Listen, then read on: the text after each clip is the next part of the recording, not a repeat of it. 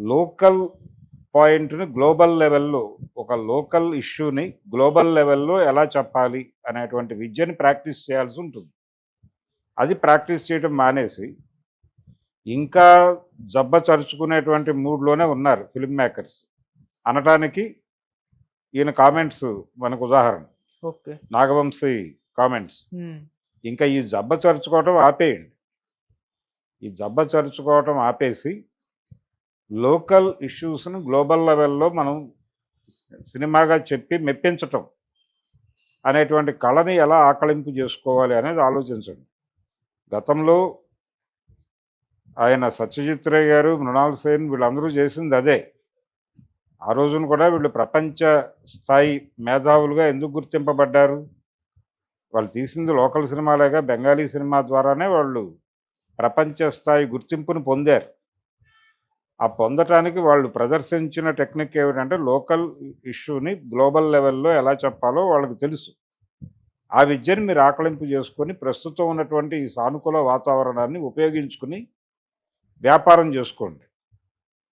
రంగస్థలంలో నిజానికి అప్పటికి ఆయన బ్రెయిన్‌లో ఉన్నటువంటిది, తమిళ సినిమాల్లో సక్సెస్ కోరుతున్నటువంటి 'వెట్రిమారన్' లాంటోళ్ళు కొంచెం వాళ్ళు డౌన్ టు ఎర్త్ వెళ్ళిపోయి, కొన్ని మాట్లాడటానికి మొహమాట పడుతున్నటువంటి అంశాలు బలంగా మాట్లాడటం వలన వాళ్ళు విజయాలు సాధిస్తున్నారు అనేది పట్టుకుని, ఆ సబ్జెక్ట్ డిజైన్ చేశాడు సుకుమార్.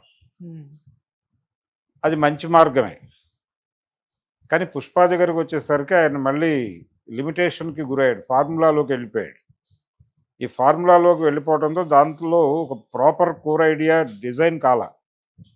అందుకని ఏదో సినిమా చూసి బానే ఉందిలే ఏ సీన్ కా సీన్ అనుకుంటారు తప్ప, ఒక ఏకసూత్రత ద్వారా ఒక ఒక అంశాన్ని బలంగా మాట్లాడాడు ఇతను అనేటువంటి అభిప్రాయం ప్రేక్షకులకు కలగదు. 'పుష్ప' 2 భాగాల్లోనూ జరిగిందదే.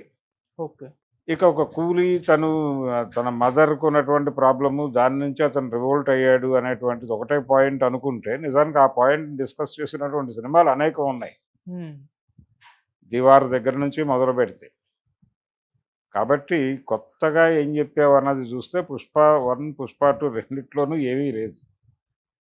కాకపోతే ఒక ఒక నేపథ్యాన్ని, ఒక క్యారెక్టరైజేషన్‌ని, ఒక మేనరిజంని పట్టుకొని బతికేసింది సినిమాలు. ఓకే.